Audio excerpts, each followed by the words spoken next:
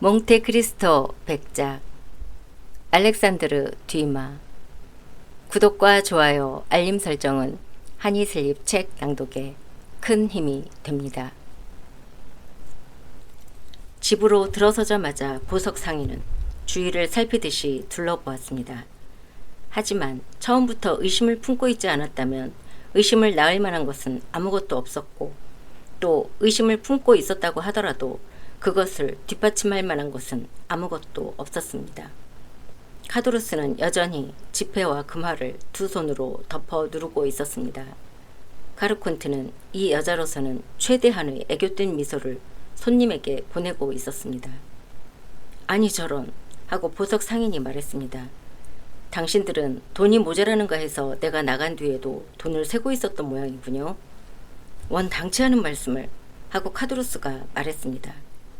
워낙 묘한 일로 이런 돈이 뜻하지 않게 손에 들어오니 정말이라고 생각되지 않아서요.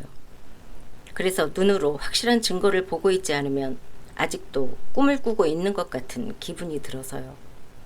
보석 상인은 미소를 지었습니다. 그나저나 숙박객은 있는가요? 하고 그는 물었습니다. 아니요, 하고 카도루스가 대답했습니다. 저희는 사람을 숙박시키지 않습니다. 이렇게 시내 가까이에 있어서는 들러주는 손님도 없고요. 그럼 공연히 폐를 끼치게 되는 것 아닙니까? 폐라니요 아저씨, 하고 카르콘트가 상냥하게 대답했습니다. 당치 않은 말씀이에요 정말. 그럼 어디에서 재워줄 거지요? 2층의 방을 드리겠습니다. 하지만 그곳은 당신들이 방 아닙니까? 아니에요, 상관없어요. 우리를 위해서는 그 옆방에 또 하나의 침대가 있으니까요. 카도루스는 깜짝 놀라서 마누라의 얼굴을 바라보았습니다. 보석 상인은 카르콘트가 손님의 몸을 말려주려고 피워놓은 난로의 장작에 등을 덮이면서 무언가 콧노래를 부르고 있었습니다. 그러는 동안에 마누라는 탁자 위에 천을 펼치고 그 한쪽 구석에 먹다 남은 약간의 저녁 식사를 늘어놓고 달걀 두서너 개를 곁들였습니다. 카도루스는 지갑에 지폐를, 돈주머니에 금화를 다시 넣고 그것을 장롱에 집어넣었습니다. 그리고는 음산한 표정으로 무언가를 생각하면서 여기저기 서성거리고 이따금 얼굴을 들고는 보석 상인을 쳐다보곤 했습니다. 보석 상인은 몸에서 김을 모락모락 피우면서 난로 앞에 버티고 선 채 한쪽이 마르면 이번에는 반대쪽으로 방향을 바꾸곤 했습니다. 자, 하고 카르콘트가 포도주병을 탁자 위에 놓으면서 말했습니다. 야식을 드시겠다면 준비는 다 되었습니다. 당신들은요? 하고 조하네스가 물었습니다. 나는 야식은 먹지 않는답니다. 하고 카도루스가 대답했습니다. 저희들은 저녁을 늦게 먹었어요. 하고 카르콘트가 허둥대며 말했습니다. 그럼 나 혼자서 먹는단 말입니까? 하고 보석 상인이 말했습니다. 시중을 들어드리지요. 하고 카르콘트가 돈을 지불하는 손님에 대해서조차 보인 적이 없는 여느 때와 달리 바지런한 태도를 보이며 말했습니다. 카도루스는 이따금 마누라 쪽으로 번개같이 빠른 시선을 보내고 있었습니다. 태풍은 아직도 계속되고 있었습니다. 저 소리 들리지요? 카르콘트가 말했습니다. 돌아오시기를 정말 잘하셨어요. 하지만, 하고 보석 상인이 말했습니다. 야식을 하고 있는 동안에 태풍이 멎으면 다시 떠날 거예요. 이것은 미스트랄이어서 말입니다. 하고 카도루스가 고개를 흔들면서 말했습니다. 내일까지는 그치지 않을 겁니다. 그렇게 말하고 그는 한숨을 쉬었습니다. 정말로, 하고 보석 상인은 식탁에 앉으면서 말했습니다. 바깥에 나와 있는 사람은 불쌍하군요. 그렇고 말고요, 하고 카르콘트가 대답했습니다. 밤새 곤경을 치러야 하지요. 보석 상인은 야식을 먹기 시작했는데 카르콘트는 여전히 마치 눈치 빠른 주부와도 같이 아주 빈틈없이 시중을 들었습니다. 평소에는 그토록 화를 잘 내고 고집센 이 여자가 마치 친절과 공손의 모범처럼 행동하고 있었습니다. 만일 보석 상인이 예전부터 이 여자를 알고 있었다면 이 엄청난 변화에 놀라서 무언가 의심을 품지 않을 수 없었을 겁니다. 한편 카도루스는 한마디도 말을 하지 않고 여전히 여기저기 왔다 갔다 하며 손님의 얼굴을 쳐다보는 것도 꺼리고 있는 모습이었습니다. 야식이 끝나자 카도르스는 직접 출입문 쪽으로 가서 문을 열었습니다. 태풍은 좀 가라앉은 것 같군 하고 그는 말했습니다. 그러나 그때 거의 그 말을 지워버리기라도 하려는 듯이 무서운 천둥이 집을 뒤흔들고 비가 섞인 돌풍이 불어들어와 램프의 불을 꺼버리고 말았습니다. 카도르스는 문을 닫았습니다. 마누라는 꺼져가는 장작불에서 양초에 불을 당겼습니다. 자, 그럼 하고 그녀는 보석 상인에게 말했습니다. 피곤하시지요? 침대에는 새하얀 시트를 깔아놓았으니까 올라가셔서 푹 주무세요. 조하네스는 그래도 아직 한참 동안 태풍이 가라앉지 않는 것을 확인하려고 그곳에 있었습니다. 그러다가 천둥도 비도 점점 더 심해지고 있다는 것을 분명히 깨닫고는 주인 부부에게 잘 자라는 말을 남기고 층계를 올라갔습니다. 그는 제 머리 위를 지나갔습니다. 그리고 층계가 한 단마다 그의 발에 밟혀 삐걱거리는 것을 저는 듣고 있었습니다. 카르콘트는 그러한 그를 탐욕스럽게 빛나는 눈으로 배웅하고 있었지만 카도르스는 등을 돌린 채 그쪽을 쳐다보려고도 하지 않았습니다. 그 뒤 몇 번이나 머리에 되살아난 이러한 일도 모두 제 눈앞에서 실제로 벌어지고 있는 그때에는 조금도 이상하게 느껴지지 않았습니다. 아무리 생각해봐도 일의 자초지종은 그야말로 자연스럽고 다만 다이아몬드의 이야기가 다소 참말 같지 않게 생각된 것 외에는 모든 것이 극히 당연한 일처럼 생각되었습니다. 그래서 제 몸도 완전히 녹초가 되어 있었고 이 태풍을 이용해서 잠시 쉬려고 생각했었기 때문에 2-3시간 잠을 자고 나서 밤중에 떠나리라고 작정했습니다. 2층의 방에서는 보석 상인도 될 수 있는 대로 편안한 밤을 보내려고 잠자리에 들 준비를 하고 있는 소리가 들려왔습니다. 이윽고 몸의 무게 때문에 침대가 삐걱거려 그가 잠자리에 들었다는 것을 알 수 있었습니다. 저는 저도 모르게 눈꺼풀이 감기는 것을 느꼈습니다. 저는 아무런 의심도 그다지 품고 있지 않았기 때문에 이 졸음을 애써 쫓아내려고 하지도 않았습니다. 저는 마지막으로 주방 안을 흘끗 바라보았습니다. 카도르스는 긴 탁자 옆에 있는 시골 여인숙에서는 의자 구실을 하는 나무 벤치에 앉아 있었습니다. 제게 등을 돌리고 있었기 때문에 어떤 표정을 짓고 있는지는 알 수 없었습니다. 하긴 이쪽을 보고 있었다고 하더라도 머리를 두 손으로 감싸주고 있었기 때문에 역시 그것은 알 수 없었을 것입니다. 카르콘트는 잠시 남편을 바라보고 있었지만 어깨를 움츠렸는가 했더니 그의 앞으로 다가가서 자리에 앉았습니다. 마침 그때 꺼져가고 있던 불길이 그때까지 타지 않고 남아있던 마른 장작으로 옮겨 붙었습니다. 그러자 그때까지보다 조금 밝은 빛이 어둑어둑한 방 안을 비추기 시작했습니다. 카르콘트는 물끄러미 남편을 지켜보다가 상대방이 언제까지나 그 자세를 무너뜨리지 않자 갈고랑이처럼 구부러진 손을 남편에게로 뻗쳐 그 이마를 만졌습니다. 카도르스는 부르르 몸을 떨었습니다. 마누라가 입을 놀리고 있는 것처럼 보였지만 아주 나직한 목소리로 말했기 때문인지 아니면 제 감각이 이미 졸음 때문에 마비되어 버린 탓인지 그 목소리는 제 귀에까지는 들려오지 않았습니다. 안개를 통해서 보고 있는 것 같은 느낌이었습니다. 이제부터 꿈이 시작된다고 하는 잠들기 직전의 비몽사몽의 상태에서 바라보고 있는 느낌이었습니다. 마침내 제 눈꺼풀은 감겨졌고 저는 의식을 잃고 말았습니다.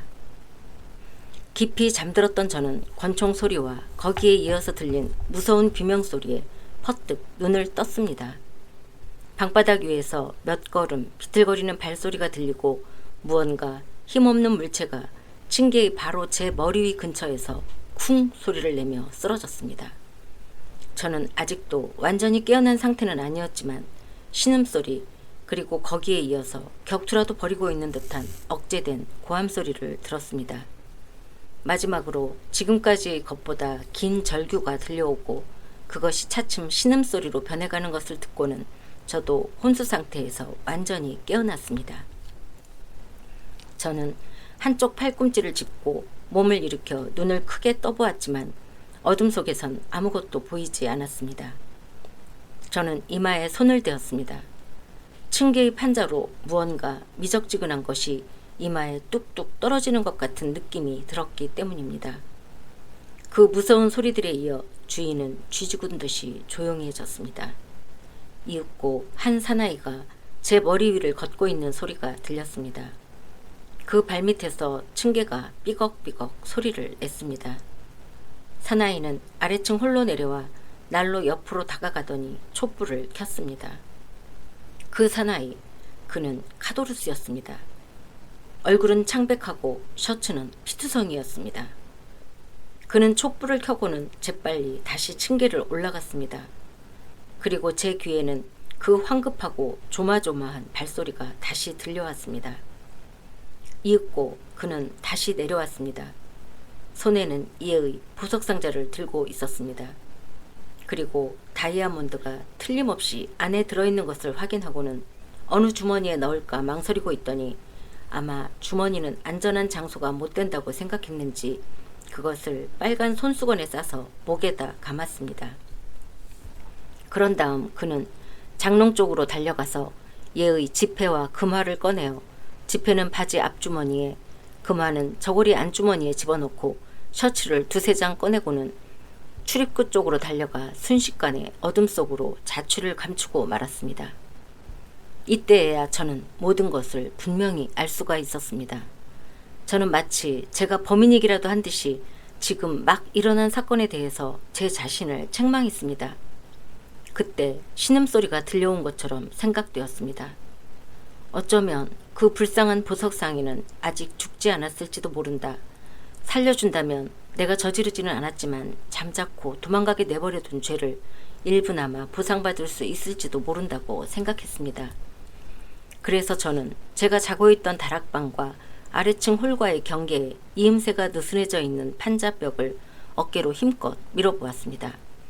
그러자 판자가 떨어져 나가 저는 집 안으로 나올 수가 있었습니다. 저는 촛불 쪽으로 달려갔습니다.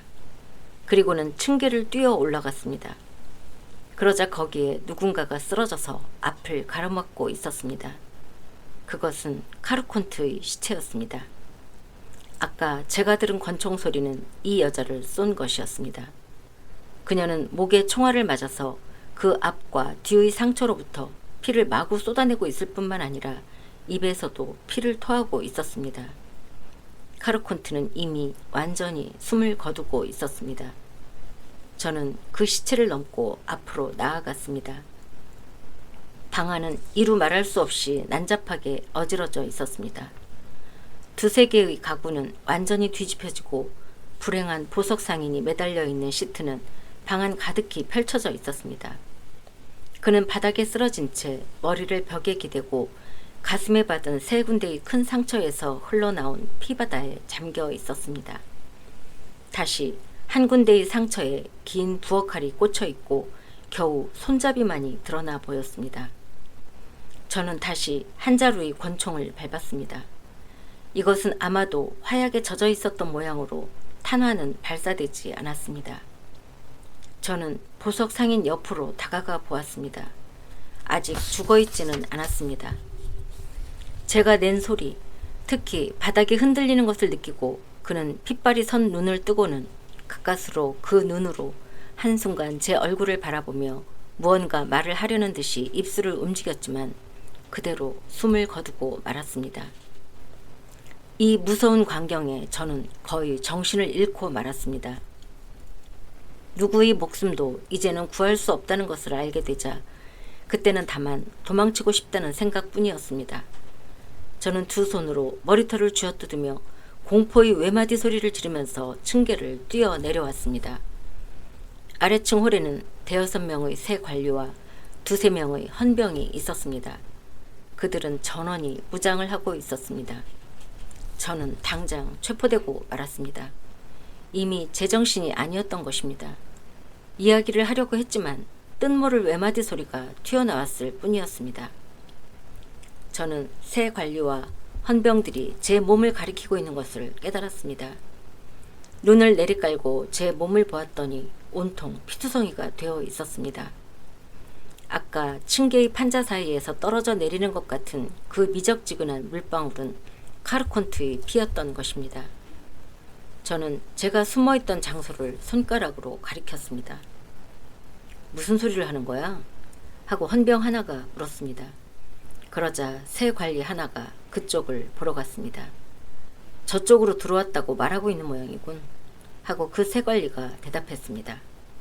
그렇게 말하고 그 사나이는 실제로 제가 나온 구멍을 가리켜 보였습니다. 그때서야 저는 제가 살인범으로 오인받고 있다는 것을 깨달았습니다. 그러자 목소리도 나오게 되었고 기운도 되살아났습니다. 저는 제 몸을 붙들고 있던 두 사나이의 손을 뿌리치고는 큰 소리로 고함을 질렀습니다. 내가 아니에요. 내가 한 짓이 아니에요. 헌병 두 사람이 저에게 기총을 들이댔습니다. 조금이라도 움직이면 하고 두 사람은 말했습니다. 목숨이 없는 줄 알아. 하지만 내가 한 일이 아니라고 말하고 있잖아요. 하고 저는 소리 질렀습니다. 하고 싶은 말이 있으면 님의 집판관에게 하는 게 좋을 거야. 하고 그들은 말했습니다. 어떻든 우리하고 함께 가는 거다. 미리 말해두지만 저항을 하면 재미없을 테니까 그리하라. 처음부터 저에게는 저항할 생각이 없었습니다. 워낙 놀라움과 무서움으로 해서 기가 죽어 있었으니까요. 그래서 수갑이 채워지고 말의 꼬리에 묶여서 님까지 끌려갔습니다. 실은 저는 아까부터 새 관리 한 사람에게 미행당하고 있었던 것입니다. 그 사나이는 이 여인숙 근처에서 저를 놓치고 말았지만 아마도 제가 이곳에서 밤을 보내게 되리라고 짐작했던 것입니다. 그래서 동료들에게 알리러 갔던 것입니다. 그리고 여럿이 함께 왔을 때 마침 권총 소리가 났고 범죄 현장의 한가운데에 있는 저를 붙잡았던 것입니다. 그래서 저도 곧 제가 결백하다는 것을 인정받기는 어렵다는 것을 깨달았습니다.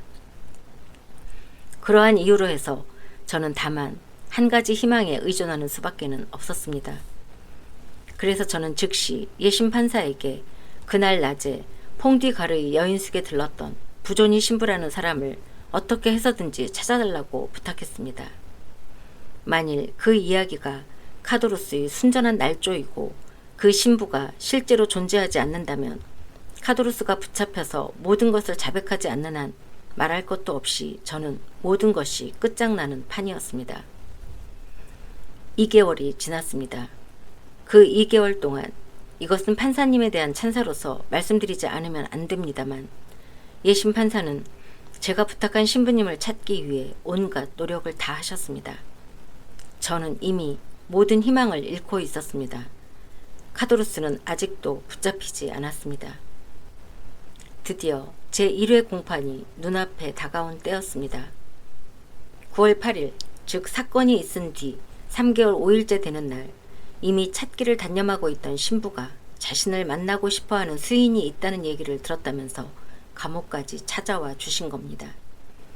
그분의 말씀으로는 마르세유에서 그 얘기를 들으시고 제 소원을 들어주려고 급히 찾아오셨다는 것이었습니다.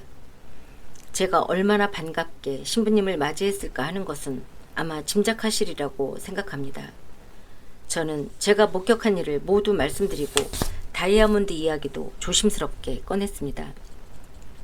그런데 제가 예상했던 것과는 달리 그 이야기는 처음부터 끝까지 사실이었습니다.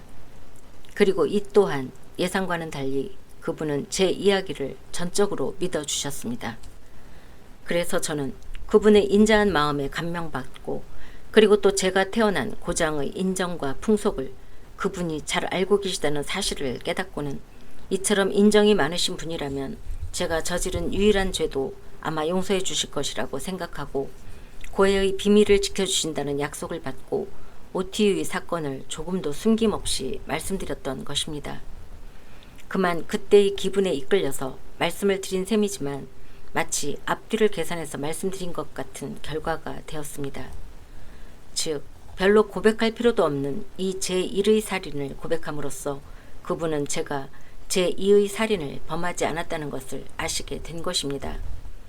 그래서 그분은 절대로 희망을 버리지 말라고 말씀하시며 재판관들에게 저희 무고함을 최선을 다해 증명하도록 노력하겠다는 약속을 하시고 돌아가셨습니다.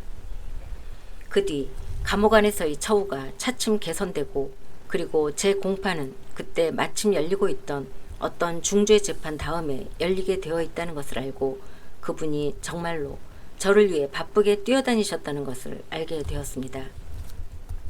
그럭저럭 하고 있는 동안에 하느님의 도움으로 카도루스가 외국에서 체포되어 프랑스로 송환되어 왔습니다.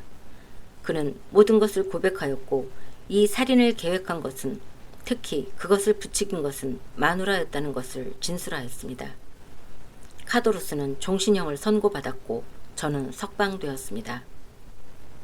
그럼 자네가, 하고 몽테크리스토가 말했다. 부존이 신부의 편지를 가지고 나를 찾아온 것은 그 무렵의 일이었군 그래? 그렇습니다, 주인님. 그분은 저에게 깊은 동정을 보여주셨습니다. 그러면서 밀수입 같은 것을 하면 몸을 망쳐요. 이곳에서 나가면 깨끗이 손을 씻어요. 라고 말씀하셨습니다. 하지만 신부님, 대체 무엇으로 살림을 꾸려나가고 어떻게 불쌍한 형수를 보살필 수 있을까요? 하고 물었더니 내 고해자의 한 사람으로서 나를 무척 신뢰하고 있는 분이 계시는데, 그분으로부터 믿을 수 있는 사나이를 한 사람 소개해달라는 부탁을 받았소. 만일 당신에게 그럴 마음만 있다면 소개하기로 하지, 하고 말씀하셨습니다. 아, 신부님, 저에게 그런 친절까지, 하고 저는 자신도 모르게 소리 질렀습니다. 단 절대로 나로 하여금 뉘우치게 하지는 않겠다고 맹세해 주겠소? 저는 맹세를 하려고 손을 내밀었습니다. 그럴 필요는 없소, 하고 그분은 말씀하셨습니다. 나는 코르시카인을 알고 있고 호의도 가지고 있소. 자, 이것이 내 소개장이요. 신부님은 그렇게 말씀하시고 2 서너 줄 적어주셨고, 그것을 가지고 저는 주인님을 찾아뵈었던 것입니다. 그리고 그 소개장 덕분에 저는 주인님 밑에서 일을 하게 되었던 것입니다. 그런데 저는 긍지를 가지고 주인님에게 여쭙겠습니다만, 주인님은 지금까지 단 한 번이라도 저에게 불만을 품으신 적이 있습니까?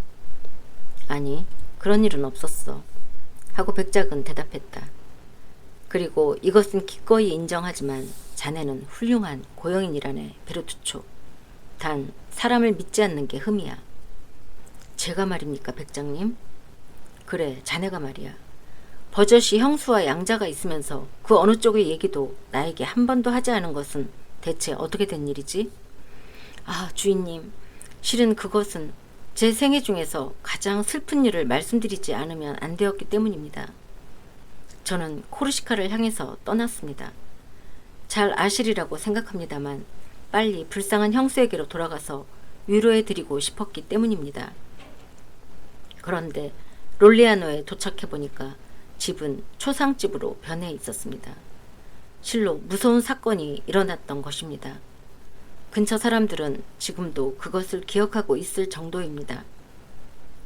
불쌍한 형수는 제 충고에 따라서 집에 있는 돈을 모조리 꺼내가려고 노리는 베네데트의 요구를 뿌리치고 있었습니다.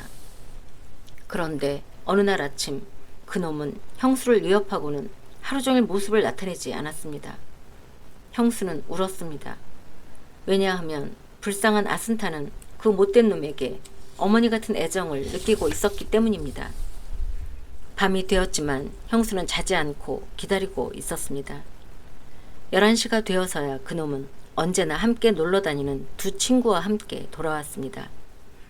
형수는 팔을 벌리고 그놈을 맞이하려 했습니다.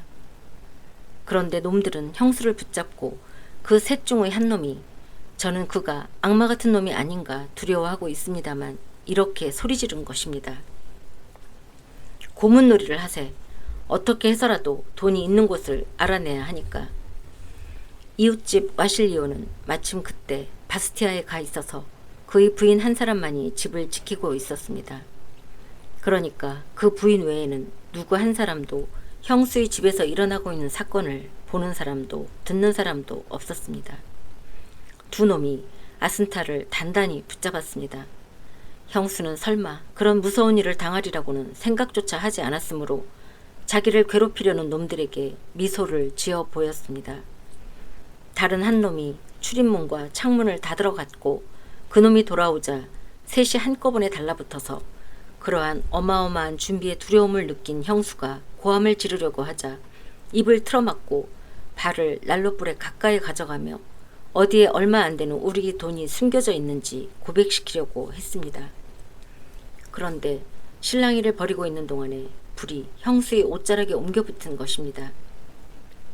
그러자 놈들은 자기들이 화상을 입어서는 안 되겠다고 생각하고 형수를 놓아주었습니다. 불덩어리가 된 형수는 출입문으로 달려갔지만 문은 잠겨져 있었습니다. 창문에 매달려 보았지만 창문도 단단히 닫혀져 있었습니다. 그때 옆집 부인이 무서운 고함 소리를 들었습니다. 그것은 구원을 요청하는 아순타의 목소리였던 것입니다. 이윽고 그 목소리는 점점 힘을 잃었고 고함 소리는 신음소리로 바뀌었습니다. 다음 날 공포와 불안 속에서 하룻밤을 새운 와실리오의 아내가 용기를 내어 집을 나서서 예심 판사의 손으로 우리 집 문을 열게 하고 보니까 아순타는 반신의 화상을 입고 있었지만 숨은 아직도 붙어 있었습니다. 그리고 장롱이라는 장롱은 모두 자물쇠가 뜯긴 채 돈은 없어져 버렸습니다. 베네데트는 롤리아노에서 도망친 채 두 번 다시 돌아오지 않았습니다. 그날 이후 저는 그놈의 얼굴을 한 번도 보지 못했고 소식조차 듣지 못했습니다. 제가 주인님을 찾아뵌 것은 하고 베르투초는 말했다. 이 슬픈 사실을 안 뒤의 일이었습니다. 베네데트는 자취를 감추어버렸고 형수는 죽고 말았기 때문에 두 사람의 일은 말씀드리지 않았던 것입니다. 그래, 자네는 그 사건을 어떻게 생각했지? 하고 몽테크리스토가 물었다. 제가 저지른 죄의 보상이라고 생각했습니다. 하고 베르투초는 대답했다. 아, 저 빌포르 일가는 정말 저주받은 일족입니다. 확실히 그렇군. 하고 백작은 침통한 어조로 중얼거렸다. 이것으로 하고 베르투초가 말했다. 그때 이후 본 적이 없는 이 집이나 문득 다시 찾아온 이들, 그리고 전에 한 인간을 죽인 일이 있는 이 장소가 어째서 저에게 그토록 역겨운 생각을 갖게 했는지 대충 아셨겠지요. 주인님은 그 이유를 알고 싶어 하신 것 같은데요. 어떻든 지금도 제 눈앞에 바로 저기 그리고 제 발밑에 그 빌포르 씨가 자기의 아기를 묻으려고 자기 손으로 판 구덩이 속에 누워있지는 않을까 하는 생각이 들어서 말입니다. 사실 어떤 일이라도 있을 수 있으니까 하고 몽테크리스토는 그때까지 앉아있던 벤치에서 일어나면서 말했다. 그리고 아주 나직한 목소리로 검사가 죽지 않았을 수도 있는 일이고 하고 덧붙였다. 부존이 신부가 자네를 나에게 보내주신 것은 잘하신 일이야. 그리고 자네가 고백한 것도 잘한 일이네. 왜냐하면 이것으로 나도 자네를 나쁘게 생각할 일이 없을 테니까. 그런데 자네는 그 이름과는 전혀 닮지 않은 축복받은 자라는 뜻의 베네데트의 행방을 알아보려고 하지는 않았나? 그 뒤 어떻게 되었는지 조사해 보려고는 하지 않았나? 네, 설사 행방을 알았다고 하더라도 만나러 가기는커녕 괴물이라도 피하듯이 도망쳤을 겁니다. 다행히도 그놈의 소식은 누구에게서도 듣지 못했습니다. 죽어 없어졌으면 하는 생각입니다. 그렇게 생각할 필요는 없어, 베르투초. 하고 백작이 말했다. 아기는 그렇게 쉽게 죽지 않는 법이니까. 하느님은 자기의 복수의 도구로 삼기 위해 놈들을 보호하고 계신 것 같으니까. 그렇다면 그것으로 좋습니다. 하고 베르투초는 말했다. 단지 제가 바라고 있는 것은 두 번 다시 그놈의 얼굴을 보지 않았으면 하는 것입니다. 그럼 이것으로 하고 관리인은 고개를 숙이고 계속했다. 저는 모든 것을 말씀드렸습니다. 하느님이 저 세상에서 제 심판자이신 것처럼 주인님은 이 세상에서 저의 심판자이십니다. 그런 저에게 무언가 위로의 말씀을 해주시지 않으시렵니까? 그것도 괜찮은 얘기로군. 부존이 신부도 아마 똑같은 말을 하시겠지만 나는 자네에게 이렇게 말하겠네. 자네가 죽인 그 빌포르는 자네에 대한 냉혹한 태도와 게다가 모르긴 해도 또 다른 일로 해서 벌받을 만한 인간이었다고 말일세. 또 만일 베네데트가 살아있다면 지금도 말한 것처럼 하느님의 복수의 용무를 다하고 나서 이번에는 자신이 벌을 받게 될 테지. 자네 자신에 대해서 말한다면 자네가 스스로를 나무라지 않으면 안 될 점은 실은 한 가지밖에는 없네. 자네는 어째서 그 애를 되살린 후에 애 어머니의 손에 돌려주지 않았지? 그 점을 잘 생각해보게. 거기에 자네의 죄가 있었던 거야, 베르투초. 네, 그것이야말로 제 죄였습니다. 영락없는 진짜 죄였습니다. 그 점에서 저는 비겁자였습니다. 애를 되살렸으니까 제가 할 일은 지금 말씀하신 것처럼 그야말로 한 가지밖에 없었습니다. 즉, 애 어머니에게 되돌려주는 것이었습니다. 하지만 그러기 위해서는 애 어머니를 찾지 않으면 안 되고, 그러면 사람들이 관심을 끌게 되어 저는 관계 당국에 넘겨지게 되었을 것입니다. 저는 죽고 싶지는 않았습니다. 한 가지 이유는 형수 때문에, 그리고 다른 한 가지 이유는 우리들 코르시카인이 선천적으로 가지고 있는 전력을 기울여 멋지게 복수를 하고야 만다는 자존심 때문에 삶에 집착하고 있었던 것입니다. 그러나 결국에는 아마 단지 살아남고 싶었기 때문에 죽고 싶지 않았던 것이겠지요. 아, 저는 불쌍한 형과 같은 남자다운 사람은 못 되었던 것입니다. 베르투초는 얼굴을 두 손으로 가렸다. 몽테크리스토는 뭐라 말할 수 없는 측은한 눈으로 오랫동안 그를 바라보고 있었다. 그리고 한동안 시간이 시간이고 장소가 장소인 만큼 한층 더 엄숙한 침묵이 계속되었는데, 그런 다음에 이 사건에 대해서는 두 번 다시 언급하지 않기로 하겠지만 오늘 밤의 이 이야기의 그럴듯한 결론으로서 베르투초군 하고 백작은 여느 때 없이 깊은 우수에 잠긴 목소리로 말했다. 이것은 부존이 신부로부터 직접 여러 번 들은 이야기지만 모든 불행에는 두 가지 약이 있다. 시간과 침묵이 그것이다. 라는 말을 잘 기억해두게. 그런데 베르투초군, 나를 잠시 이 뜰을 산책하게 해주지 않겠나? 그 무서운 사건을 스스로 연출한 자네에게는 가슴이 찢어질 만큼 괴로운 일일지도 모르지만 나에게는 거의 황홀한, 게다가 이 저택의 값어치를 배로 늘려주는 기분 좋은 일일 테니까. 어떤가, 베르투초군. 나무는 그늘을 만들어줌으로써 사람을 기쁘게 하고, 그 그늘에는 꿈과 환상이 차 있음으로써 사람을 기쁘게 해주는 것이라네. 나는 사방을 담으로 둘러싼 단순한 빈터를 살 생각으로 이 뜰을 샀지만 실제로는 그렇지가 않았어. 갑자기 그 빈터가 계약서에는 전혀 기재되어 있지 않았던 망령들이 득실거리는 뜰로 변한 거지. 그런데 나는 망령이라는 것을 아주 좋아하거든. 살아있는 인간이 불과 하루에 해치우는 몹쓸 짓을 죽은 사람이 설사 6천년이 걸려서라도 해냈다는 이야기는 들어본 적이 없거든. 자, 자네는 돌아가도 좋아, 베르투초군. 그리고 조용히 잠들게. 자네의 임종의 즈음에서 만일 참회 청문승이 부존이 신부만큼 관대한 마음을 가지고 있지 못할 때는 그때 내가 아직도 세상에 살아있다면 나를 부르게. 자네의 영혼이 영겁이라고 불리는 고된 여로에 오르려고 할 때 그 영혼을 조용히 잠들게 할 그럴듯한 말을 해줄 테니까. 베르투초는 백작에게 공손히 절을 하고 한숨을 쉬면서 그 자리를 떠났다. 몽테크리스토는 혼자 남게 되자 네 발짝쯤 앞으로 내딛고 이곳, 이 플라타너스 옆에 하고 중얼거렸다. 어린애가 파묻힌 구덩이가 있다. 저쪽에는 이 뜰에 나들곤 했던 조그만 출입문이 있다. 저 모퉁이에는 침실로 통하는 비밀 계단이 있다. 일부러 수첩에 적어놓을 것까지도 없겠지. 이렇게 눈앞에, 주변에, 발밑에 입체적인 도면이, 살아있는 도면이 분명히 있으니까. 그리고 백작은 마지막으로 다시 한번 마당을 돌고 나서 마차로 돌아갔다.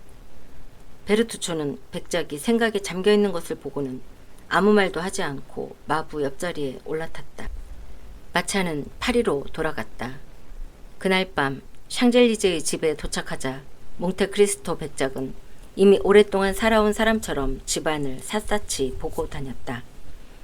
그는 앞에 서서 걷고 있었음에도 불구하고 단 한 번도 문을 잘못 여는 일이 없었고 층계를 오르더라도 복도를 걸어 나가더라도 반드시 생각한 곳에 곧바로 도달했다.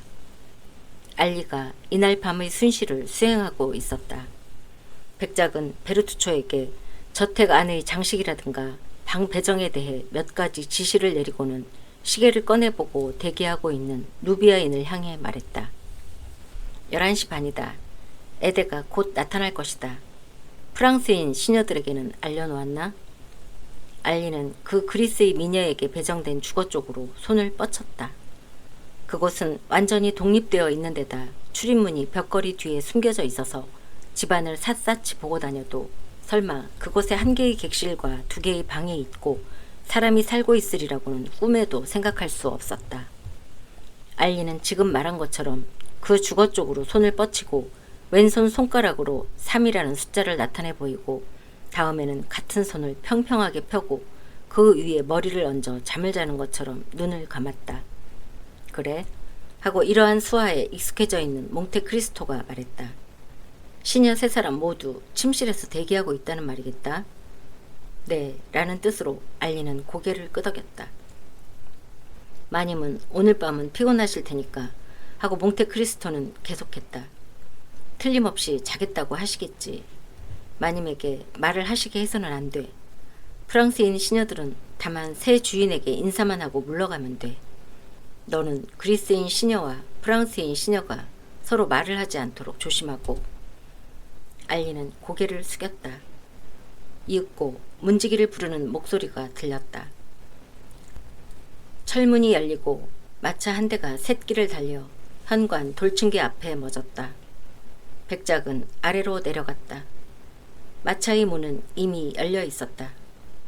그는 금수를 전면에 놓은 녹색의 비단 장옷을 입고 그것으로 얼굴까지 완전히 가린 한 젊은 부인에게 손을 내밀었다.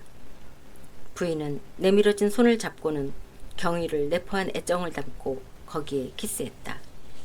두 사람은 두세 마디 호메로스가 신들의 입을 통해 말하게 한 음향이 좋은 말로 이야기를 주고받았다. 젊은 부인은 그야말로 상냥하게, 백작은 부드러우면서도 무게 있는 어조로, 그리고는 핑크빛 촛불을 든 알리가 앞장을 서고 그 젊은 부인은 자신에게 배정된 주거로 안내되었다. 그녀는 이탈리아에서 언제나 몽테크리스토의 옆에 있던 바로 그 그리스의 미녀였다. 그리고 백작은 자기 몫으로 정한 별채로 올라갔다. 12시 반에는 온 저택 안의 불은 꺼져 있었다. 그리고 모두 잠이 든 것 같았다. 그 다음날 오후 2시경 두 마리의 훌륭한 영국말이 끄는 한 대의 마차가 몽테크리스토 집 문 앞에 멎었다. 그리고 감색 바탕의 연미복에 같은 빛깔의 비단 단추, 굵은 금사슬을 늘어뜨린 흰 조끼에 엷은 갈색 바지를 입은 어울리지 않게 시커먼 머리털을 과감하게 눈썹 위까지 늘어뜨리고 있어서 아무리 보아도 진짜 머리카락이라고는 생각되지 않는, 요컨대 50에서 55살은 되어 보이는데도 어떻게 해서든지 40살쯤으로 보이려고 애쓰고 있는 한 사나이가 문에 남작의 문장을 단 마차의 창문에서 목을 내밀고 마부를 시켜 몽테크리스토 백작이 댁에 계신지 어떤지를 문지기에게 묻게 했다. 기다리고 있는 동안 사나이는 거의 예의를 모른다고 생각될 만큼 세심한 주의를 기울여 저택의 바깥 주변이나 눈에 들어오는 범위 안의 정원의 모습, 그리고 왔다 갔다 하는 하인들의 옷차림을 말똥말똥 쳐다보고 있었다. 그 사나이의 눈은 날카로웠으나 재기보다는 오히려 교활함을 나타내 보이고 있었다. 입술은 그야말로 얇았는데 바깥으로 빚어나오는 대신 입속으로 말려 들어간 것 같았다. 그리고 틀림없이 야가 빠졌음을 나타내는 넓게 튀어나온 광대뼈와 오묵한 이마, 그야말로 야비할 만큼 큰 귀보다도 더 튀어나온 불룩한 후두부 따위는 그 멋진 말이라든가 셔츠에 장식한 큰 다이아몬드 또는 저고리의 단추구멍에서 단추구멍으로 가로지른 빨간 약수 등으로 해서 속인의 눈에는 훌륭하게 보일지 몰라도 적어도 인상을 볼 줄 아는 사람이라면 누구나가 거의 역겨워할 성격을 이 사람의 얼굴에 부여하고 있었다. 마부는 문지기 대기실의 유리창을 두드리고 물었다. 여기가 몽테크리스토 백장님의 저택이 아닌가요? 카카의 저택은 여기입니다만 하고 문지기가 대답했다. 하지만 그렇게 말하고 그는 눈으로 알리와 의논했다. 알리는 안 된다는 듯이 고개를 흔들었다. 하지만이라고 하시면 하고 마부가 물었다. 카카는 만나실 수 없습니다 하고 문지기가 대답했다. 그러시다면 여기에 저희 주인 당그랄 남장님의 명함이 있습니다. 이것을 몽테크리스토 백작에게 전해주시고 주인이 의회에 가시는 도중에 만나뵈러 왔다고 전해주시기 바랍니다. 나는 카카를 직접 만나뵐 수가 없기 때문에 하고 문지기가 말했다. 10옥에게 그렇게 말해주시기 바랍니다. 마부는 마차 쪽으로 되돌아갔다. 어떻게 됐나? 하고 당그랄이 물었다. 마부는 지금 자기가 받은 취급에 적잖이 굴욕을 느끼면서 문지기로부터 들은 대답을 주인에게 전했다. 그래? 하고 당그랄은 말했다. 카카라고 불리고 측근이 10옥밖에 말을 할 수 없다느니 그야말로 공작이라도 되는 것 같군. 뭐 괜찮아. 내가 지불할 신용장을 가지고 있으니까.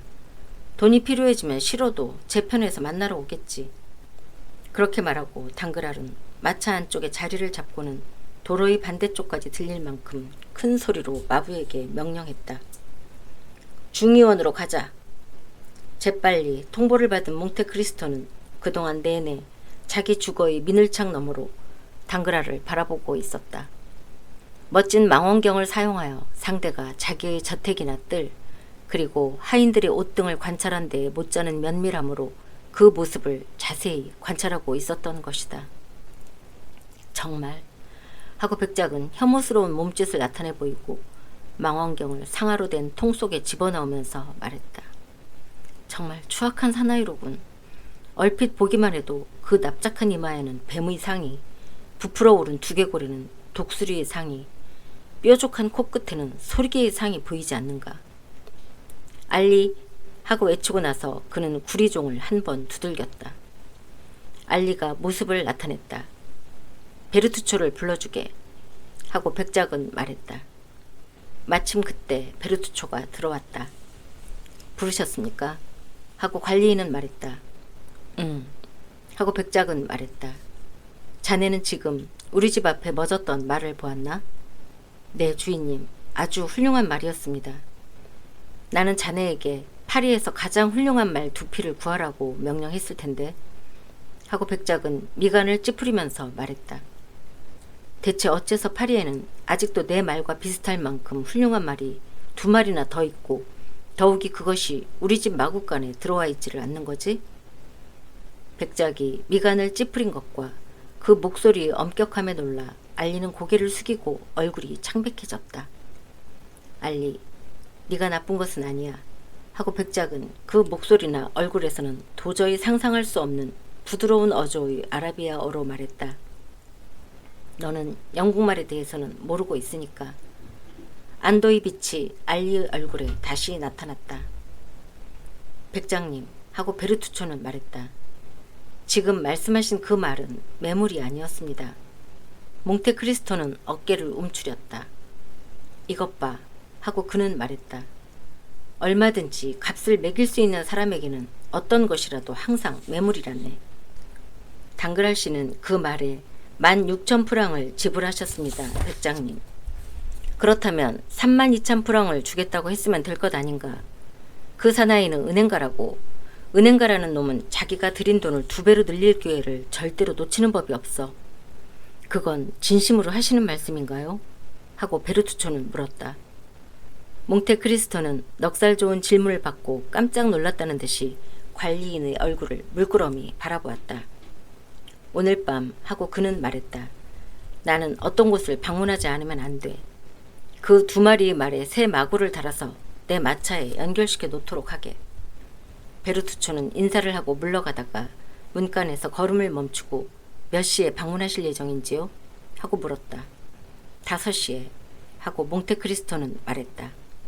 저 지금 2시입니다만 하고 관리인은 용기를 내어 말했다. 알고 있어 하고 몽테크리스토는 단지 그 말만을 했다.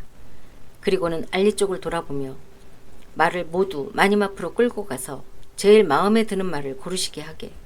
그리고 나하고 함께 만찬을 드실 건지 어떤지를 알려달라고 전해. 만일 그렇게 하겠다면 마님에게 가서 식사를 할 테니까. 아래에 내려가면 10억을 이곳으로 보내줘 하고 그는 말했다. 알리가 나가자마자 곧 10억이 방 안으로 들어왔다. 바티스탄 하고 백작은 말했다. 자네가 나에게로 와서 봉사하기 시작한 지 이젠 1년이 되네. 이것은 언제나 내가 고용인들에게 적용하고 있는 시험 기간이야. 그런데 나는 자네가 마음에 들었어. 바티스타는 고개를 숙였다. 남은 것은 다만 내가 자네의 마음에 들었는가 어떤가 하는 것뿐이야. 무슨 말씀을 하시는 겁니까, 백장님? 하고 바티스타는 당황하면서 말했다. 끝까지 말을 들어보게 하고 백작은 대답했다. 자네는 1년에 1,500프랑을 받고 있어. 그것은 매일 목숨을 걸고 일하는 충실하고 용감한 장교의 봉급과 같은 수준이야. 그리고 식사는 자네보다도 훨씬 바쁜 일을 하고 있는 많은 국장, 과장들조차도 부러워할 정도의 것이야. 하인의 신분이면서 속옷이나 신변의 자질구레한 일을 보살펴주는 하인들을 데리고 있어. 그런데도 자네는 1,500프랑의 급료 외에 내 의류를 사들이면서 1년에 약 1,500프랑 가락을 착복하고 있어. 아, 주인님. 나는 무슨 트집을 잡고 있는 것이 아니야, 바티스탄. 그럴 수도 있는 일이니까. 하지만 앞으로는 그런 일을 하지 말아주어야겠어. 자네가 운수 좋게 이 집에서 받고 있는 것 같은 대우는 어디를 가보아도 찾을 수 없을 거야. 나는 절대로 내 고용인을 때리거나 그들에게 욕을 하거나 하지 않고 화를 내지도 않아. 잘못은 언제나 용서하지만 일을 소홀히 하거나 잊어버리거나 하는 것은 절대로 용서치 않아. 내 명령은 언제나 짤막하지만 명료하고 정확해. 나는 명령이 곡해되기보다는 2번이든 3번이든 되풀이하는 쪽을 좋아해.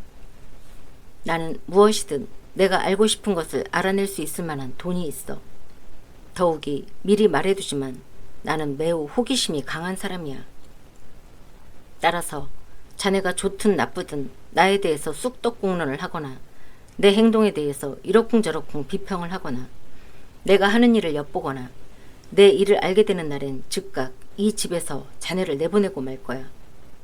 나는 하인에게는 한 번밖에는 주의를 주지 않기로 하고 있어. 이것으로 자네에 대한 주의는 끝이야. 이제 그만 가도 좋아. 바티스타는 인사를 하고는 물러가려고 2-3걸음 옮겼다. 참, 그리고 하고 백작이 또 말했다. 자네에게 말하는 걸 잊고 있었지만 해마다 나는 고용인 한 사람 한 사람에 대해서 일정한 금액을 적립하고 있어. 파면을 당한 사람은 당연히 그 돈을 받을 수 없게 되고 그 돈은 그대로 남아서 내가 죽은 뒤에 그것을 받을 권리가 있는 사람에게 나누어지게 돼. 자네는 우리 집에 와서 1년이 되었어.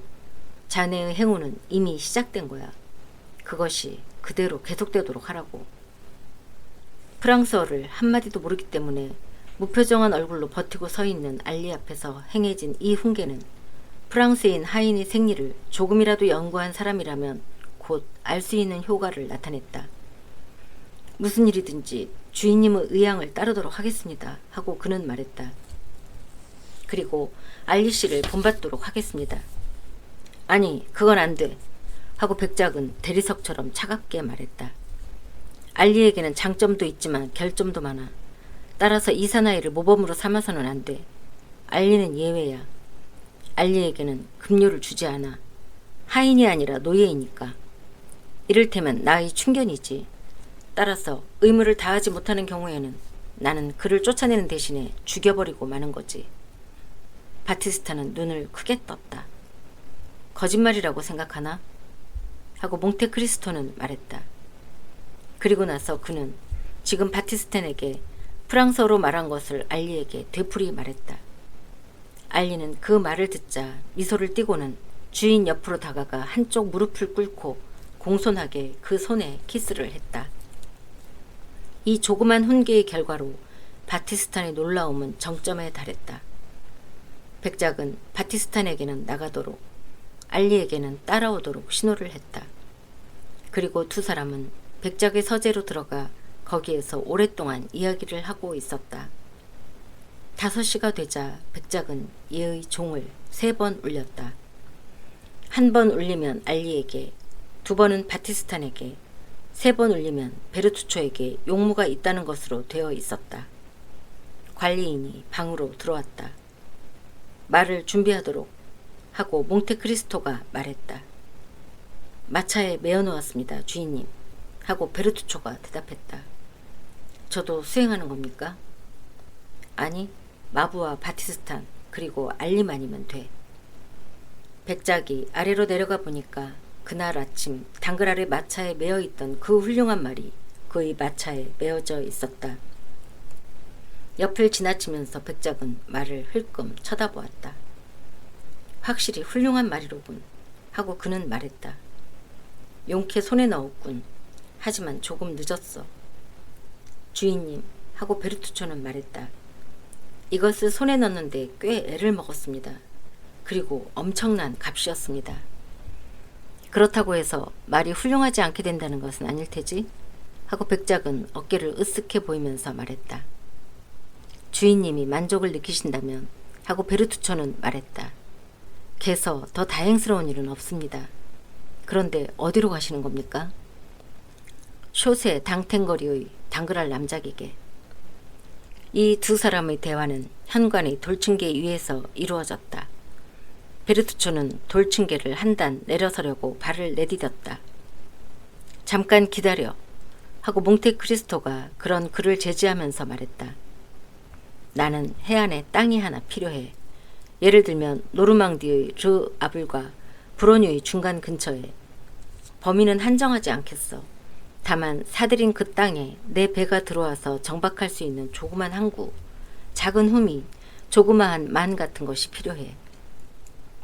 그 배의 흘수는 15피트밖에 안 돼. 배는 낮이든 밤이든 내가 필요한 때 신호만 내리면 언제라도 출항할 수 있게 해둬야 해. 지금 말한 것 같은 조건을 갖춘 땅이 있는지 어떤지 닥치는 대로 공증인을 만나서 조사해줘. 그래서 그런 장소가 나타나면 직접 조사를 해보고 이것이면 되겠다 싶으면 자네의 명의로 사들이는 거야. 배는 지금 팩항을 향해서 가고 있겠지? 저희들이 마르세유를 떠난 날 밤 출항하는 것을 확실히 보았습니다. 그래, 요트는? 요트는 마르티그에 그대로 있으라고 지시해 놓았습니다. 좋아, 때때로 양쪽 선장에게 연락해서 너무 해이해지지 않도록 활기를 불어넣어주게. 그런데 기선은 어떻게 할까요? 지금 샤롱에 있는 것 말인가? 그렇습니다. 지금의 두 척의 돛배에 대한 것과 똑같이 명령한다. 알겠습니다. 땅을 사들이면 곧 북프랑스 가도와 남프랑스 가도에 각각 40킬로마다 바꿔 탈 말을 준비해줘. 맡겨주십시오. 백작은 만족스럽게 고개를 끄덕이고 돌층계를 내려서더니 날렵하게 마차에 올라탔다. 마차는 훌륭한 말의 속보에 끌려서 은행가의 저택 앞까지 단숨에 달려갔다. 당글알은 마침 어떤 철도에 관한 위원회의 사회를 보는 중이었다. 거기에 몽테크리스토 백작의 내방이 알려졌다. 회의는 이제 거의 끝나가고 있었다. 백작의 이름을 듣고 그는 자리에서 일어섰다. 여러분 하고 그는 양원이 존경할 만한 의원이 몇 사람 섞여있는 동석자들을 향해 말했다. 죄송한 말씀입니다만 이것으로 실례를 해야겠습니다. 실은 로마의 톰슨앤드 프렌치 상회로부터 이 인물에게는 무제한으로 대출을 해도 좋다면서 몽테크리스토 백작인가 하는 인물을 소개해 보냈습니다. 이런 기묘한 농담 같은 것을 지금까지 외국의 거래선으로부터 받아본 경험은 없습니다. 아니, 정말 이것은 여러분도 아시리라고 생각하지만 저는 호기심에 사로잡히고 말았습니다. 그리고 지금도 그렇습니다. 오늘 아침만 해도 그 백작이라고 일컫는 사람의 집에 들러보았습니다. 만일 진짜 백작이라면 아시겠지만 그렇게 돈이 많을 수가 없을 테니까요. 그런데 주인님은 만나뵐 수가 없다는 대답이었습니다. 이것을 어떻게 생각하십니까? 몽테크리스토 선생은 마치 전하나 천하의 미녀 같은 자세가 아닙니까? 물론 샹젤리제에 있는 집을 조사해 보았더니 확실히 자기의 집이었고 꽤 대단한 것처럼 보이더군요. 그나저나 이 무제한 대출이라는 것은 하고 당그랄은 특유의 야비한 웃음을 띠면서 말했다. 그것을 떠맡는 은행가를 그야말로 난처하게 만듭니다. 그런 의미에서 일각이라도 빨리 그 당사자를 만나보고 싶은 것입니다. 어쩐지 도깨비에 홀린 것 같은 느낌이 들어서 말입니다. 단 저쪽에서는 상대가 어떤 사람인지 전혀 모른다고 말하고 있습니다. 최후에 웃는 자가 잘 웃는다는 격이지요. 남작은 콧구멍을 크게 부풀리면서 이런 얘기를 과장해서 하고는 손님들과 헤어져서 쇼세 당텐 거리에서도 유명한 하양과 금빛으로 칠해진 객실로 들어갔다. 그는 처음부터 손님의 눈을 놀라게 해주려고 그곳으로 안내하도록 일러두었던 것이다. 백작은 일어선 채 알바노와 파트레의 몇 장의 모사를 바라보고 있었다. 이것은 진짜라는 말에 속아서 은행가가 사들인 것이었다. 그야말로 정확한 모사였으나 천장을 장식하고 있는 갖가지 빛깔의 금으로 된 풀상치 무늬와는 몹시 조화를 잃고 있었다. 당그랄이 들어오는 소리를 듣고 백작은 뒤를 돌아보았다. 당그랄은 가볍게 인사를 하고 금실 자수가 되어 있는 흰 공단을 입힌 나무 부분을 금빛으로 칠한 팔걸이 의자를 가리키며 거기에 앉도록 권했다. 백작은 앉았다. 몽테크리스토 씨입니까? 그렇게 말씀하시는 당신은 레종 도네루 5등 훈장 배용자 중의원 의원 당그랄 남작이십니까? 하고 백작은 대답했다. 몽테크리스토는 남작의 명함에 씌어있던 모든 직함을 그대로 되풀이한 것이었다. 당그랄은 허를 찔려 입술을 깨물었다. 아니 이것은 하고 그는 말했다. 연락한 사람으로부터 들은 칭호를 처음에 말씀드리지 못해서 미안합니다. 하지만 아시다시피 지금은 민중적인 정부하의 세상이고 이렇게 말하는 저도 민중의 이익을 대표하는 사람 중에 하나라서. 그래서 하고 몽테크리스토는 대답했다. 자기 쪽은 여전히 남작이라고 부르게 해놓고 타인을 백작이라고 부르는 습관은 버리셨다는 말씀인가요? 아니 자신에 대해서도 문제 삼고 있지 않습니다. 하고 당그랄은 그야말로 관심 없다는 듯이 대답했다. 아주 하찮은 일로 남작이 되었고 레종 도네루 5등 훈장을 받기는 했습니다만 그러나 그럼 일찍이 몽모랑 씨나 라파이에트 씨가 하신 것처럼 직함을 반납하셨다는 얘긴가요? 그건 또 본받을 만한 훌륭한 모범을 보이셨군요. 반드시 그렇다는 것은 아닙니다만 하고 당그랄은 당혹해하면서 대답했다. 하인들을 위한 것이지요. 알실이라고 생각합니다만. 알다마다요. 고용인에게는 각하, 저널리스트에게는 무슈, 자신의 선거구민들에게는 시민으로 부르게 하고 있다는 말씀이군요. 입헌정부 아래에서는 그야말로 적절한 구분입니다. 잘 알겠습니다. 당그랄은 입술을 꽉 오므렸다. 이런 부분에서는 도저히 몽테크리스토를 당할 수가 없다는 것을 알아차렸다. 그래서 좀 더 자기에게 익숙한 부분으로 화제를 돌렸다. 그런데 백작 하고 그는 한번 고개를 꾸벅해 보이고 말했다. 실은 나에게 톰슨앤드 프렌치 상해로부터 통지가 와 있습니다만. 아니 그건 정말 고마운 일입니다. 남작. 나도 댁의 고용인과 마찬가지로 당신을 남작이라고 부르겠습니다. 이것은 아직도 남작이라는 것이 남아있는 나라의 좋지 않은 습관의 하나이지만 말입니다. 그런데 지금도 말씀드린 것처럼 그야말로 고마운 일입니다. 내 편에서 일부러 자기소개를 할 필요도 없게 되었습니다. 자기소개라는 것은 어떤 경우에도 꽤 귀찮은 일이니까요. 그럼 통지를 받으셨다는 말씀이지요? 그렇습니다. 하고 당그랄은 대답했다. 하지만 솔직히 말씀드려서 나로서는 그 의미를 분명히 파악할 수가 없습니다만. 설마 한들. 그래서 조금 설명을 들어보려고 아까 댁으로 찾아갔었습니다. 말씀하시죠. 그래서 이렇게 이야기를 듣고 있습니다. 무슨 말씀이든지 사양치 마시고. 그 통지장은 하고 당그랄은 말했다. 확실히 여기에 갖고 있다고 생각합니다. 그렇게 말하면서 그는 호주머니를 뒤졌다. 아, 있습니다. 이것입니다. 이 편지에 의하면 몽테크리스토 백작에 대해 제 은행에서 무제한 대출을 하기로 되어 있습니다. 그런데 남작, 어떤 점이 애매하다는 것입니까? 아니, 별로. 다만 이 무제한이라는 말이 그 말은 프랑스어가 아닙니까? 아니, 하긴 그것을 쓴 사람은 영국계 독일인입니다만. 아니요. 문장면에서는 조금도 탓할 점이 없습니다. 하지만 장부상에서 말하면 그렇지가 않아서 말입니다. 톰슨 앤드 프렌치상에는 하고 몽테크리스토는 되도록 고지식한 태도를 꾸미면서 물었다. 당신 생각으로는 절대적으로 안전하다고는 할 수 없다는 말이군요, 남자? 이것 참 실수를 했군. 이건 난처하게 될 것 같은데. 왜냐하면 나는 그 상회에 다소 돈을 맡기고 있어서 말입니다. 아닙니다. 절대로 안전합니다. 하고 당그랄은 거의 조소하는 듯한 미소를 띠고 말했다. 하지만 무제한이라는 문자의 뜻은 금융에 관한 한 극히 막연해서 말입니다. 그 뜻이 무제한이라는 말씀이군요. 하고 몽테크리스토가 말했다. 바로 그렇습니다. 그렇게 말씀드리려고 했던 것입니다. 그런데 막연하다는 것은 의심스럽다는 얘기입니다. 그리고 현자의 말에 의심스러울 때는 삼가하라 라는 것이 있습니다. 그 말씀은 곧 하고 몽테크리스토는 말했다. 설사 톰슨 앤드 프렌치 상회가 엉뚱한 짓을 한다 해도 당그랄 상회 쪽은 그걸 본받을 생각이 없다는 뜻이군요. 그건 또 무슨 말씀입니까, 백작? 아마 그런 뜻임이 틀림없습니다. 톰슨 앤드 프렌치 상회는 숫자 같은 것을 문제 삼지 않고 거래를 하지만 당그랄 씨는 거래에 제한을 가한다.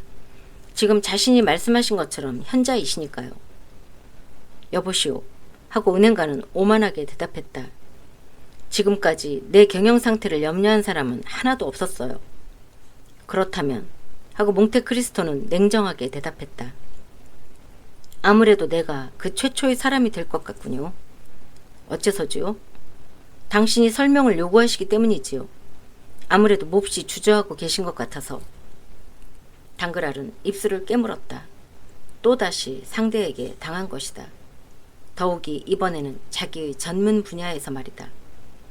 사람을 깔보는 듯한 그의 정중함은 단지 허울 뿐인 것이고 이제는 거의 무리하다고 할 만큼 극단에 도달해 있었다.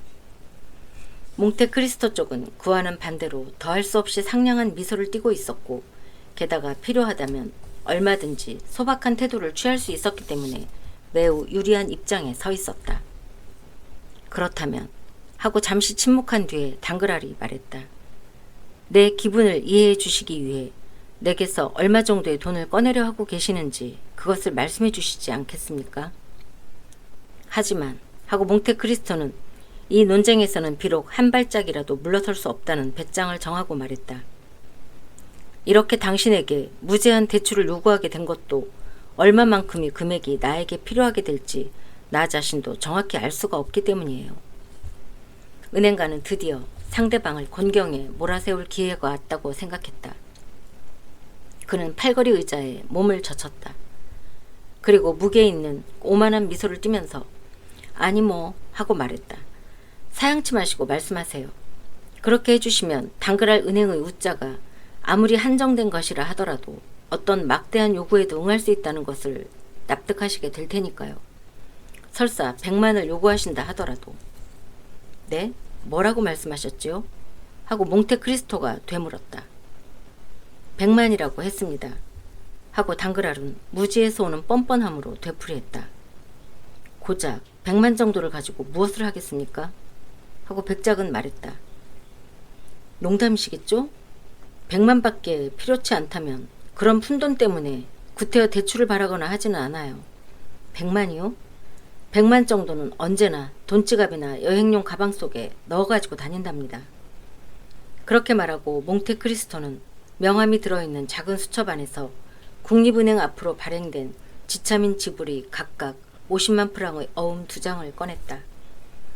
당그랄 같은 사나이는 때려 뉘지 않으면 안 되었다.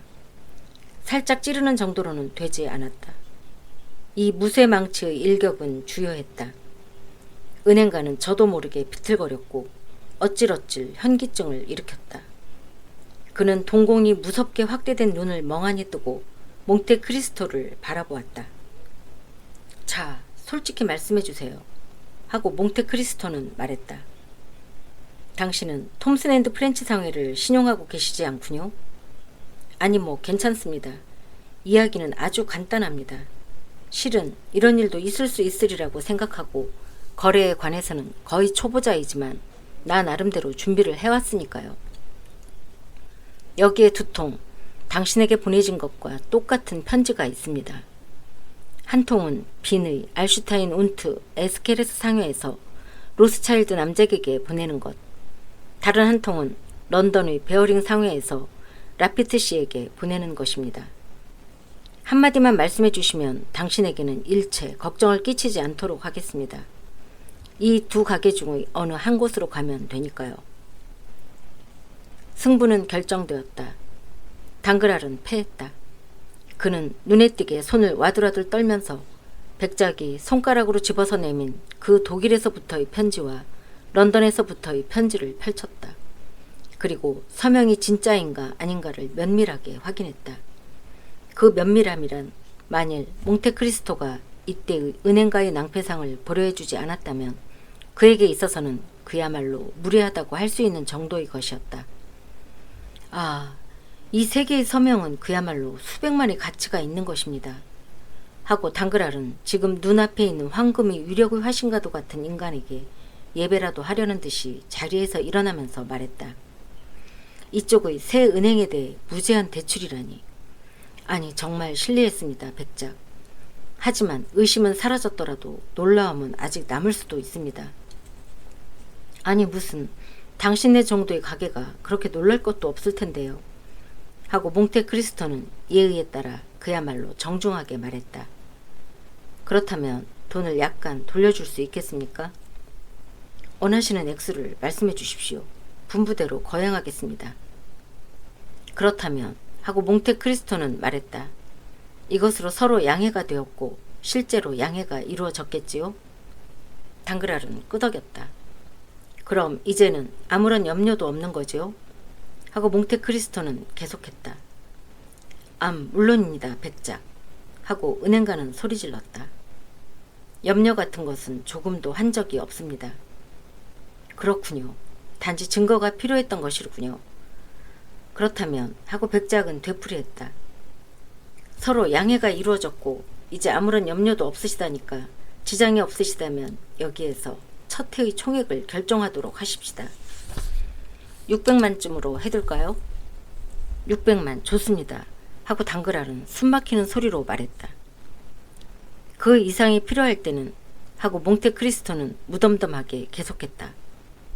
증액을 하도록 합시다. 하지만 프랑스에는 1년만 머무를 예정이므로 그 1년 동안에 지금 말한 액수를 초과하는 일은 없으리라고 생각합니다. 물론 그것은 그때 가봐야 알 수 있는 일이지만 어떻든 우선 내일 50만 프랑을 보내주시지 않겠습니까? 정오까지 집에 있겠습니다. 또 집을 비우게 되더라도 관리인에게 수령증을 맡겨놓겠습니다. 돈은 내일 아침 10시에 틀림없이 댁으로 보내드리겠습니다, 백작. 하고 당그랄은 대답했다. 금화가 좋겠습니까? 지폐가 좋겠습니까? 아니면 은어로 할까요? 금화와 지폐를 반반으로 해주십시오. 그렇게 말하고 백작은 일어섰다. 백작, 한 가지 솔직하게 말씀드리지 않으면 안 될 일이 있습니다만 하고 이번에는 당그랄이 먼저 입을 열었다. 나는 유럽의 모든 자산가에 대해서 자세히 알고 있다고 자부하고 있었습니다. 그런데 당신의 재산은 막대한 것으로 생각됩니다만 솔직히 말씀드려서 나는 지금까지 전혀 모르고 있었습니다. 최근에 이룩하신 것입니까? 아니요. 하고 몽테크리스토는 대답했다. 최근이 아니라 꽤 옛날부터의 것입니다. 이것은 이를테면 세습재산 같은 것으로서 손을 대어서는 안 되는 것으로 되어 있었기 때문에 이자가 쌓이고 쌓여서 원금의 3배로 불어난 것입니다. 유언자가 정한 기한이 바로 몇 년 전에 끝났기 때문에 내가 이것을 사용하기 시작한 것도 불과 몇 년 전부터의 일입니다. 따라서 당신이 이것을 모르시는 것은 당연한 일입니다. 물론 오래지 않아 모든 것을 잘 아시게 되겠지만 이렇게 말하면서 백작은 프랑츠 데피네를 언젠가 소름끼치게 만들었던 얘의 엷은 웃음을 띄었다. 언제든 당신은 그 취미와 계획으로 하고 당그랄은 계속했다. 우리들 같은 빈약한 부자를 압도할 만한 호화로운 생활을 이 파리에서 보여주시겠지요? 그런데 아까 내가 이곳에 들어왔을 때 여기에 있는 그림을 보고 계셔서 그림을 좋아하신다는 것을 알았습니다만 어디 내 화랑을 구경하실 의향은 없으십니까? 모두 오래된 작품으로서 거장의 것으로 정평이 나 있는 그림뿐입니다. 나는 현대의 것은 좋아하지 않아서 말입니다. 그러실 테지요. 그들에게는 통틀어 하나의 큰 결점이 있지요. 즉 아직도 낡은 사람이 될 만한 시간이 없었다는 결점이지요. 토르바르트센, 바르톨리니, 카노바의 조상을 두서너 점 보여드릴까요? 모두 외국의 예술가입니다. 이것으로도 아셨겠지만 나는 프랑스의 예술가는 별로 인정하지 않는답니다. 프랑스의 예술가들에 대해서 지나치게 가혹했다고 하더라도 당신에게는 그럴 만한 권리가 있습니다. 어떻든 자기 나라의 예술가이니까요. 하지만 그런 것은 나중에 좀 더 친밀해졌을 때 이야기하기로 하지요. 오늘은 우선 만일 허락하신다면 집사람을 소개하는 것으로 끝내기로 하지요. 이렇게 서두르는 것을 용서하십시오.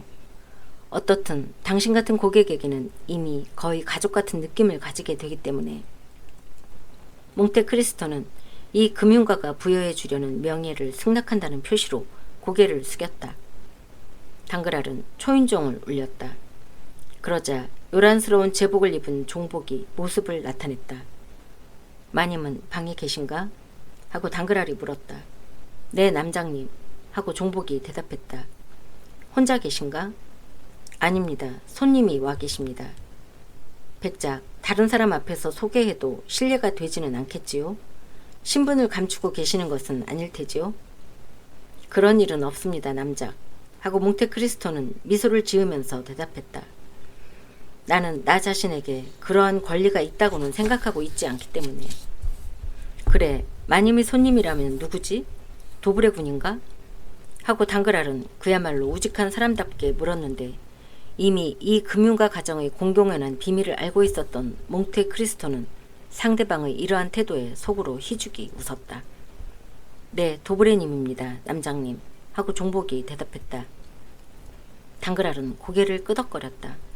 그리고는 몽테크리스토 쪽을 돌아보며 말했다. 루시앙 도브레 씨는 우리의 오랜 친구로서 내무장관의 비서로 근무하고 있습니다. 내 아내는 나와 결혼했기 때문에 신분을 떨어뜨렸습니다. 왜냐하면 아내는 오랜 가문의 사람으로서 세르비에가에서 태어난 육군대령 나르곤누 후작의 미망인이니까요. 당그랄 부인은 아직 모릅니다만 루시앙 도브레 씨는 이미 만나보았습니다. 설마 하고 당그랄이 말했다. 대체 어디서요? 모르셀시 댁에서요. 그 아들인 자작을 아십니까? 하고 당그랄은 말했다. 사육제 때 로마에 함께 있었습니다. 아, 역시 하고 당그랄은 말했다.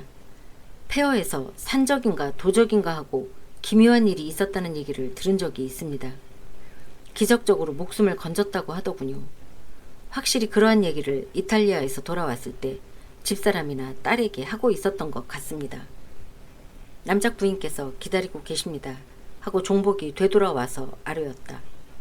그럼 실례입니다만 안내를 하기 위해 앞장을 서겠습니다. 하고 당그랄은 절을 하면서 말했다. 그럼 함께 가겠습니다. 하고 몽테크리스토는 말했다. 남작은 백작을 안내하여 답답한 호화로움과 요란스러운 악취미만이 눈에 띄는 길게 이어진 방을 몇 개나 지나서 당그랄 부인의 거실까지 왔다. 그곳은 팔각형으로 된 작은 방으로서 벽에는 장밋빛 공단이 입혀지고 그 위에 인도의 머슬린이 걸려 있었다. 팔걸이 의자는 모두 금빛으로 칠해진 낡은 나무 의자로서 낡은 직물이 입혀져 있었다. 문 위에는 부셰풍의 목가적 풍경이 그려져 있었다.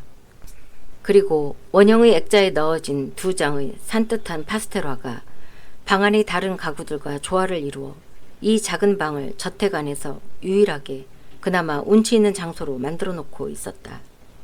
하기는 이 방은 당그랄 씨와 제정시대의 가장 저명한 건축가 사이에서 정해진 전체 계획에서 벗어난 것으로서 남작 부인과 도브레 두 사람이 장식을 전담한 것이었다. 그래서 집정관 시대 당시의 해석을 그대로 답습하여 고대 미술을 크게 애용하고 있던 당그랄은 이 아담하고 멋진 작은 방을 몹시 깎아내리고 있었다. 하기는 누군가와 동행하지 않는 한 그가 이 방에 드나드는 것은 일반적으로 허용되지 않았다. 따라서 실제로는 당그랄 씨가 사람을 소개하는 것이 아니라 반대로 그가 소개를 받곤 하는 것이었다. 게다가 내게 그 용모가 남작 부인이 마음에 드는가 안 드는가에 따라 그에 대한 부인의 태도도 좋아졌다 나빠졌다 했다. 36이라는 나이에도 불구하고 아직도 사람들이 입에 오르내릴 만큼 미모의 소유자인 당그랄 부인은 나무 세공으로 멋을 부린 피아노를 향하고 있었고 루시앙 도브레는 재봉대 앞에 앉아서 사진첩을 뒤적거리고 있었다. 루시앙은 백작이 올 때까지 남작 부인에게 백작에 관한 여러 가지 이야기를 들려줄 만한 여유가 있었다. 알베르의 집에서의 오찬 때 몽테크리스토가 회식자 일동에게 얼마나 깊은 인상을 주었는가를 독자 제군도 이미 아는 바와 같다. 다른 곳에서 기억에 남는 인상을 받는 일이 극히 드문 도브레이기는 했지만 이때의 인상은 아직도 머리에서 사라지지 않고 있었기 때문에 백작에 관해서 남작 부인에게 준 정보 속에도 그 여운이 아직 남아있었다. 이리하여 당그랄 부인의 호기심은 예전에 알베르로부터 들은 이야기와 지금 도브레의 입을 통해서 들은 새로운 사실에 의해 부추겨져서 바야흐로 그 정점에 달해 있었다. 따라서 피아노와 사진첩의 이 배합도 자기들이 최대의 관심을 숨기기 위한 사교계에 흔히 있는 조그만 기교의 하나에 지나지 않았다. 그런 연유로 남작 부인은 미소를 띠고 당그랄 씨를 맞이했는데 이것은 평소에는 없는 일이었다. 백작 쪽은 그에게 한 인사에 비해 격식을 차리기는 했지만 그야말로 상냥스러운 인사를 받았다. 루시앙은 루시앙대로 백작과는 이미 다소나마 면식이 있는 사람으로서의 인사를 나누고 당그랄에 대해서는 허물없는 태도로 인사를 교환했다. 여보 부인 하고 당그랄이 말했다. 이쪽은 몽테크리스토 백작이요. 로마의 거래선으로부터 아주 간곡한 소개로 오신 분이요. 내가 이분에 대해서 한마디만 얘기를 하면 그것만으로도 파리 안의 모든 아름다운 부인들이 총화가 되실 거요. 그럴 수밖에 없는 것이 파리에 1년간 체제하실 예정으로 오셨는데 그 1년 동안에 600만이라는 돈을 쓰시겠다고 하시니까 말이오. 그러니까 아마도 이제부터는 무도회라든가 만찬회 또는 야회 같은 것을 연일 베푸시게 될 거요. 백작, 아무쪼록 그때는 저희들을 잊지 말아 주십시오. 저희들도 조촐하나마 연회를 마련할 때는 절대로 당신을 잊지 않을 테니까요. 이 소개는 꽤 야비한 극찬이었으나 한 사나이가 어느 왕후의 재산과도 맞먹는 돈을 불과 1년 동안에 쓰기 위해 파리에 왔다는 것은 드문 이야기였으므로 당그랄 부인이 흘끔 백작을 바라본 눈길에는 어떤 종류의 흥미가 확실히 엿보였다. 그럼 이곳에 도착하신 것은? 하고 남작 부인이 물었다. 어제 아침입니다. 그리고 언제나처럼 이것은 소문으로 들은 것입니다만 세계의 끝에서부터 오셨나요? 아닙니다. 이번에는 다만 카디스에서 왔습니다. 정말 나쁜 계절에 오셨습니다. 파리는 여름에는 견딜 수가 없어요. 무도회도 없고 사교적인 모임도 연회도 없으니까요. 이탈리아 가극은 런던에 가 있고 프랑스 가극은 곳곳에서 하고 있지만 파리에서는 하고 있지 않아요. 테아트루 프랑세도 아시다시피 지금은 없어요. 그러니까 우리에게 남아있는 오락이라고는 샹드 마르스나 사토리에서 하고 있는 하찮은 경마 정도이지요. 백작, 경마는 하시나요? 부인, 나는 하고 몽테크리스토가 말했다.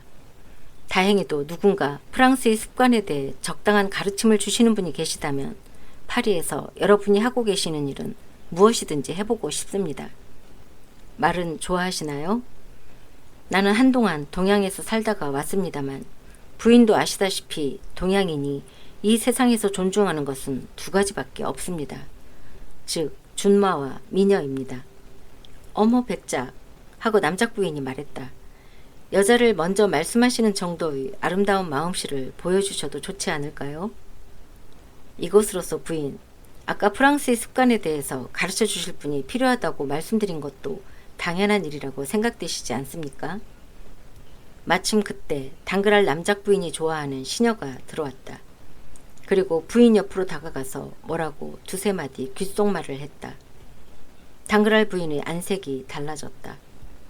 설마 그런 일이 하고 그녀는 말했다. 하지만 정말로 그렇습니다, 마님. 하고 시녀는 대답했다.